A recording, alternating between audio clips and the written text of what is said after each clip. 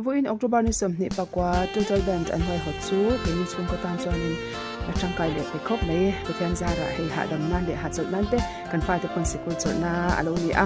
hadam tekin kan oma choma kan hadam kan mu vela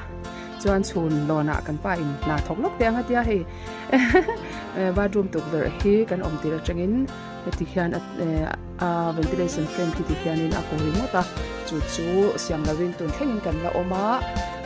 how to tem ma te an maron la thei lawa wangin ti hian siam lawin om te chal si a chuwang chuanin hei kan pa in vawiin chu hun ren chang a hun oren changa khong he tia a welding machine ne thok chwa ka he rotte atana a welding del boka ten chan a frame tur vawiin thoklok tenga te a fapai ne helpera an ti zo der mai lo om hle ni chuanin hei voi tei po hi kan bathroom lampang he European type om ne he ni khadana hanin ka ti fai trina ham ta khop mai voi chon ti fai ve te sikul chal boka ka tia he an ti fai ve na samai ni he bra sa pat ek te le enge mate cha ding he hui ve to bok nen han ti fai re pe hi ngai ni chon kan pa ti na thon su hu he voi tu zo han hianin an ti fel fai boka chan mystery helper elte po tangkai khop mai he ain ti fel ve mak mai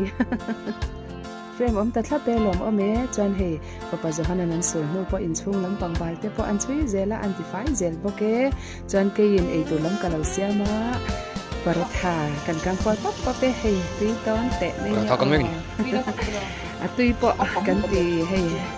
kan han atm tiam lom nei na han tho chan ri lo tran jol boka tui du khop mai chan he kan kai por lo me per li nga lek lek ani kan ei ni chuanin ei zo a pa berin hei ser tok tui to kin an siam le swa boka lunga oi thin khop mai kan lo me